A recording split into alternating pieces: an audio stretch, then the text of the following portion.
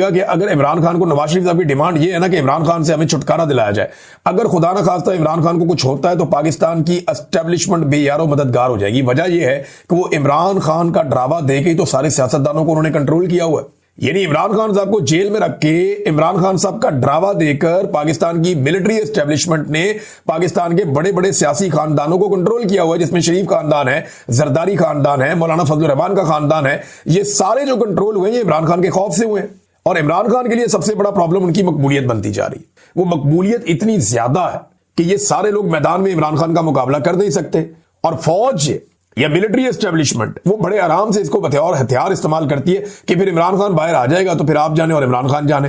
سیاستدان بھی فوج کو ڈراتے رہتے ہیں، ملٹری اسٹیبلشمنٹ کو، عاصم منیر کو، کہ اگر عمران خان آ گیا تو وہ آپ کو چھوڑے گا نہیں، وہ آپ کے خلاف کارروائی کرے گا، وہ آپ کو جیل میں ڈالے گا۔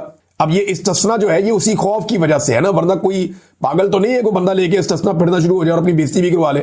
ایک غیر اسلامی غیر شرعی کام ہے، وہ نہیں کرنا چاہیے تھا آرمی چیف کو، لیکن یہ خوف اتنا بڑا ہے جو انہیں ڈرا دیا گیا کہ اب انہیں وہ غیر آئینی کام کرنا پڑا نا، غیر اسلامی غیر شرعی کام ہے، مولوی کہہ رہے ہیں، میں تو نہیں کہہ رہا، تو وہ کام انہیں کرنا پڑا اس لیے کہ عمران خان صاحب کا خوف ہے، اور یہ خوف کس نے پھیلایا؟ سیاستدانوں نے ان کے دل میں ڈالا، اور اسٹیبلشمنٹ کو یہ پتا ہے کہ یہ سارے عمران خان سے ڈرتے ہیں، لہذا اگر عمران خان کو کچھ ہو گیا تو ہمارے پاس کوئی ایسا خوف باقی نہیں رہے گا، کوئی ہمارے پاس ایسا ہتھیار باقی نہیں رہے گا جس سے ان سیاستدانوں کو ڈرایا جا سکے۔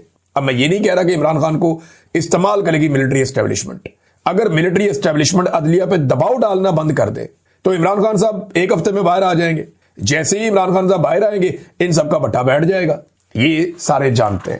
تو یہ ایک دوسرے کی انشورنس پالیسی ایک دوسرے کے ساتھ بھی چلیں گے، یہ نارمل ہے، اس کو روٹین کے طور پہ لینا چاہیے، اس لیے کہ یہ عہدوں کے چکر میں کسی بھی لیول تک جا سکتے ہیں۔ آپ نے عاصم منیر صاحب کو دیکھا نہیں، 2 آئینی ترامیم کروا لی انہوں نے اپنی ایکسٹینشن کے لیے، اپنے معاملات سیدھے کرنے کے لیے، اپنی تاحیات استثنا کے لیے، تاحیات مراعات کے لیے 2 انہوں نے اہم ترین آئینی ترامیم کروا لی۔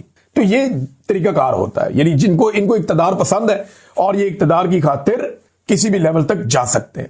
جب 26 تاریخ کو انہیں دھوپ لگوائی گئی میاں صاحب کو، بڑے زومانی انداز میں انہوں نے بات کی تھی کہ جناب عمران خان نہیں، عمران خان کو لانے والوں کو بھی سب کو جو ہے سزا دینی پڑے گی۔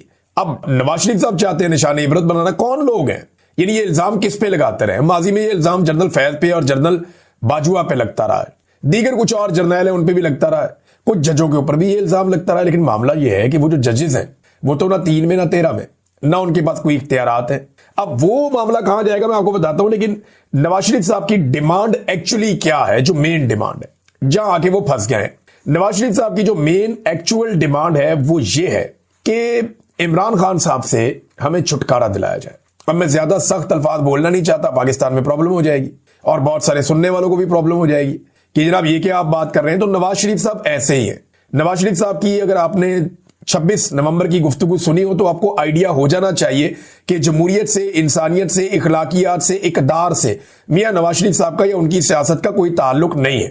میاں نواز شریف صاحب اس وقت ایک بفرے ہوئے بیل بنے ہوئے ہیں اور انہیں صرف وہ کرنا ہے جو ان کے اور ان کی فیملی کے مفاد میں، اس کے باہر نہ انہیں کچھ سوچتا ہے، نہ انہیں کچھ دکھتا ہے، نہ کوئی سمجھ آتا ہے۔ تو نواز شریف صاحب کی ڈیمانڈ یہ ہے کہ عمران خان صاحب سے پکا چھٹکارا دیا جائے، کیونکہ جب تک عمران خان صاحب موجود ہیں اور جب تک عمران خان صاحب کی سیاست موجود ہے تب تک میاں نواز شریف صاحب کا جو مضبوط ہب لاہور یا پنجاب ہے وہ بھی وہ کنٹرول نہیں کر پا رہے۔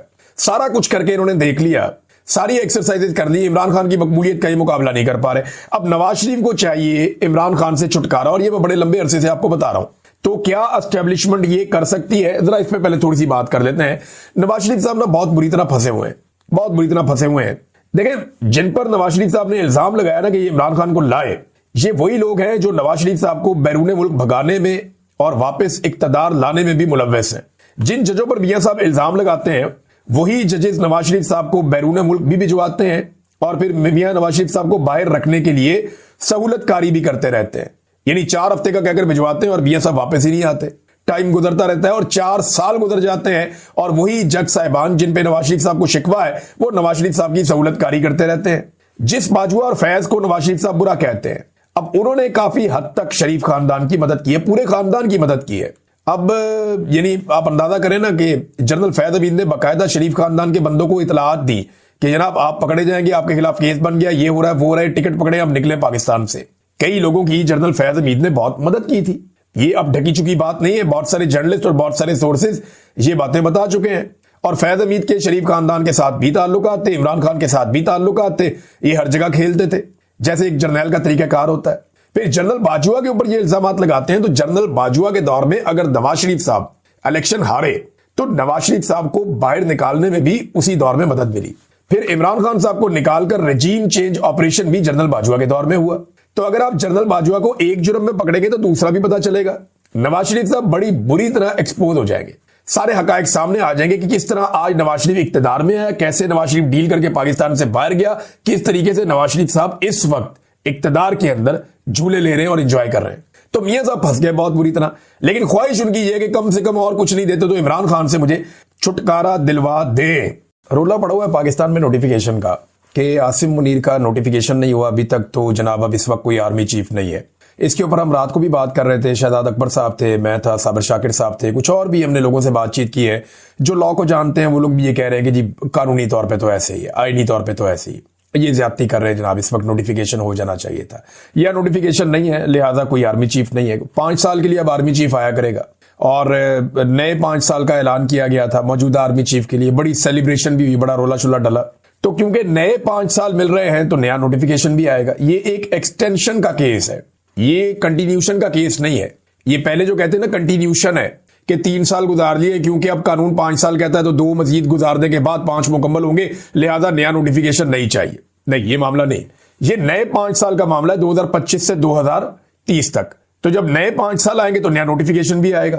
اس سے پہلے والا جو نوٹیفیکیشن ہے وہ 3 سال کے لیے ہوا کہ آرمی چیف 3 سال تک اس ملک کا آرمی چیف رہے گا. اب اسے ایک نیا نوٹیفیکیشن چاہیے کیونکہ ایک ایکسٹینشن اپنے عہدے کے اندر آرمی چیف لے رہا ہے. تو 5 سال کے لیے نیا نوٹیفیکیشن وہ ابھی تک نہیں آیا. تو کیا اس سے کوئی پرابلم ہوگا عاصم منیر کو؟ نہیں ہوگا, بالکل نہیں ہوگا. پرابلم کیوں نہیں ہوگا؟ دیکھیں آپ یہ معاملہ جا کر اٹھائیں گے کہاں پہ. جب جنرل باجوہ کے نوٹیفیکیشن میں کیڑے نکلے تھے اور پرابلم آ گیا تھا کہ جناب یہ جنرل باجوہ کا نوٹیفیکیشن ٹھیک نہیں ہے, معاملہ عدالت میں چلا گیا تھا, تو اس وقت عدالت کا وجود پاکستان میں تھا. تو جب پاکستان میں عدالت کا وجود تھا تو پھر معاملہ عدالت کے اندر چلا گیا. اب تو پاکستان میں عدالت کا وجود ہی نہیں ہے. عدالت کے اندر جو معزز جج صاحبان بیٹھے ہوئے ہیں وہ مکمل طور پہ پاکستان کی ملٹری اسٹیبلشمنٹ کے کنٹرول میں ہے.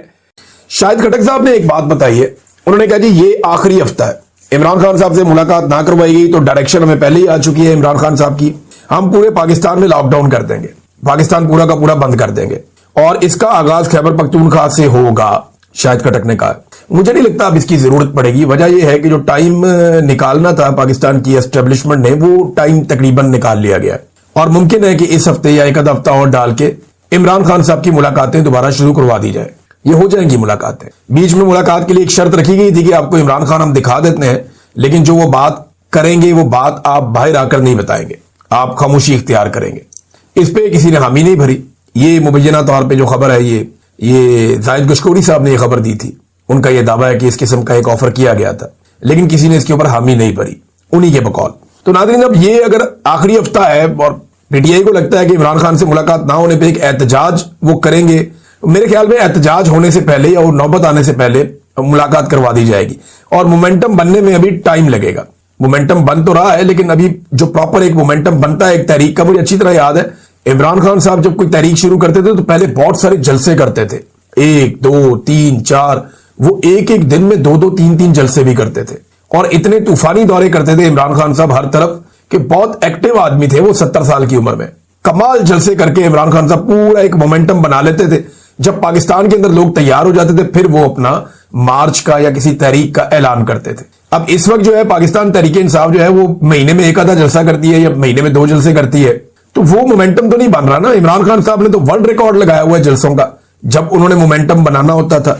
بہرحال ابھی تو عمران خان صاحب جیل میں ہیں, باہر لوگ جو موجود ہیں انہی کو کام کرنا پڑے گا. ناظرین پاکستان کی ریاست یہ پہلی دفعہ نہیں کر رہی جو عمران خان صاحب کے ساتھ ہوا, یہ انہوں نے 1971 میں بھی کیا تھا اور پھر اس کا خمیازہ بھی بھگتا تھا. اس وقت بھی انہوں نے کچھ لوگوں کو سینے سے لگا لیا تھا اور کچھ لوگوں کو دھتکار دیا تھا. آج بھی اسٹیبلشمنٹ نے مریم نواز اور بلاول کو سینے سے لگایا ہوا ہے, جبکہ سہیل افریدی جیسے مڈل کلاس کا آدمی ہے نا, یہ ایلیٹ کلاس کی نمائندگی کرتے ہیں مریم اور بلاول. تو ایلیٹ کلاس کے بچوں کو جو سیاسی بچے ہیں ان کو سینے سے لگایا ہوا ہے, اور جو غریب کا بچہ ہے جو ایک مڈل کلاس فیملی سے ہے سہیل افریدی, اس کو انہوں نے دھتکارا ہوا ہے. ان کو جہازوں میں بٹھا بٹھا کے سرکاری پروٹوکولز کے ساتھ پوری دنیا کی سیر کروائی جاتی ہے. اس کو جناب اپنے لیڈر سے ملنے کے لیے اڈیالہ جیل کے باہر سڑک پہ بیٹھنا پڑتا ہے. وہ یہ بڑا فرق ہے, بہت فرق ہے. اور یہ پاکستان کی اسٹیبلشمنٹ کا ڈالا ہوا گند 1971 में पूरे मुल्क के सामने आया था। खुदा ना खास्ता अब अगर दोबारा ऐसा कुछ हुआ तो इसके लिए जिम्मेदार यही एस्टेब्लिशमेंट होगी। जिन्होंने पहले ये गंद मारा वही लोग अब दोबारा वही हरकतें कर रहे हैं। अब कई हफ्तों तक मरियम नवाज जो है पाकिस्तान से बाहर ट्रेवल करती रहती है, यानी जाती है बाहर, ट्रेवल करती है, घूमते फिरते हैं, वापस आ जाते हैं, कोई नहीं पूछता क्या काम किया। सुहेल अफरीदी इमरान खान से मिलने के लिए अडियाला जेल तक आ जाए अदालती ऑर्डर लेकर, तो उसके ऊपर तनकीद के निश्तर चलाते हैं कि जनाब सूबा कैसे चलेगा। भाई जिस वक्त मरियम नवाज जाती है बैरूनी दौरों पे या छोटी सी सर्जरी पे या कहीं लंदन पहुंच जाती है, ब्राजील पहुंच जाती है, जापान के दौरे पे निकल गए, जब ये खातून जाती है एयरफोर्स वन को इस्तेमाल करते हुए, उस वक्त तो कोई नहीं पूछता कि सूबा कैसे चलेगा। और जब सुहेल अफरीदी सिर्फ इस्लामाबाद तक आ जाता है अपने सूबे से निकलकर, तो उससे कहा जाता है जनाब सूबा कैसे चलेगा। ये एक दोहरा मेयार है। पाकिस्तान की मिलिट्री एस्टेब्लिशमेंट इसके पीछे जर्नैल बाकायदा सहाफियों को ये सवाल देते हैं कि जाके इस किस्म के सवालात पूछो जिससे नफरत की फिजा पैदा हो। यानी एक सवाल ऐसा भी करवाया गया सुहेल अफरीदी से, वो बड़ा जुल्म हुआ। मुझे बड़ी तकलीफ हुई वो सवाल सुन के कि जनाब आप अपने सूबे को एक अलग मुल्क बना देंगे, अलग कर लेंगे। वो जब मुझे बात की लोगों ने, उन्होंने कहा जी हमें बड़ी तकलीफ हुई इस बात से, खैबर पख्तूनख्वा से। उन्होंने कहा ये एस्टेब्लिशमेंट हमारे साथ करना क्या चाहती है, हम पाकिस्तानी हैं, हम हैं पाकिस्तान, पाकिस्तान हमसे है, हम क्यों पाकिस्तान को दो टुकड़े करेंगे। ये अगर किसी की ख्वाहिश है तो वो खुद अपनी ख्वाहिश बयान करे, हमारे सामने इस तरह की बातें ना फेंकी जाए। तो इस बात की उन्हें बहुत तकलीफ भी हुई थी। तो नाज़रीन ये मजालिम बड़े पुराने चल रहे हैं और अभी तक चल रहे हैं। मैं इस पूरे निजाम को समझता हूं, जब तक आप इनका बाजू नहीं पकड़ेंगे ना, जब तक आप इनके ऊपर चढ़ेंगे नहीं, ये आपको आपका हक नहीं देंगे। पाकिस्तान की मिलिट्री एस्टेब्लिशमेंट की ये पॉलिसी है।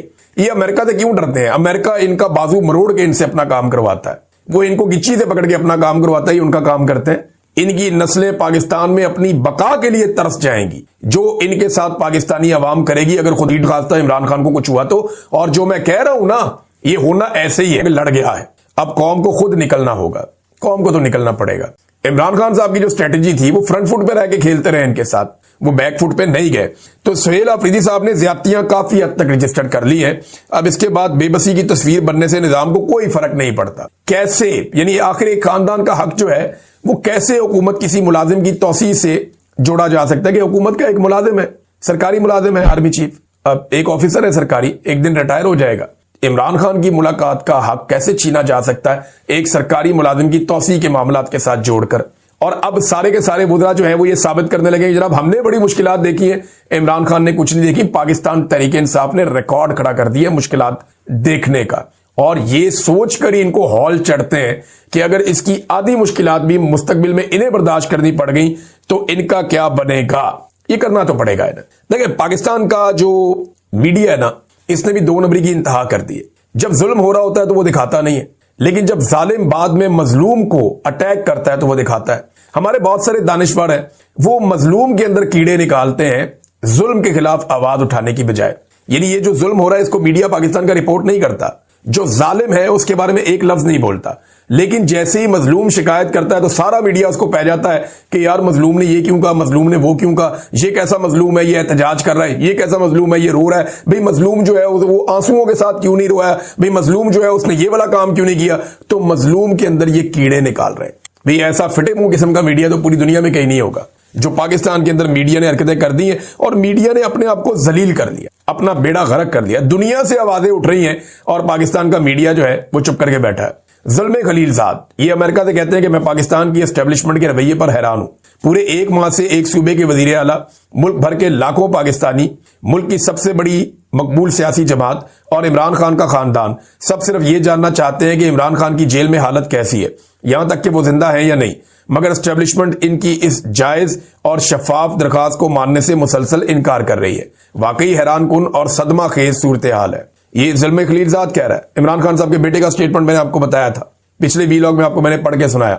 ज़ुल्म खलीलजाद ये बात कर रहा है और वो जानबूझकर एस्टेब्लिशमेंट का नाम ले रहा है, अदालत का नहीं ले रहा, क्योंकि अमेरिका समेत पूरी दुनिया ये जानती है कि पाकिस्तान को इस वक्त मिलिट्री एस्टेब्लिशमेंट चला रही है, कोई और नहीं चला रहा। पाकिस्तान जो है वो मिलिट्री एस्टेब्लिशमेंट के कंट्रोल में है और वही इसको चला रहे हैं। और जितना जुल्म इन्होंने इस मर्तबा कर दिया है, इतना जुल्म माजी में कभी पाकिस्तान की मिलिट्री एस्टेब्लिशमेंट ने नहीं किया था। नादरीन एक और बड़ी इंटरेस्टिंग खबर है, नवाज शरीफ साहब ने पहली दफा छोटा सा इनकलाबी स्टेटमेंट दिया और साथ ही दौड़ गए।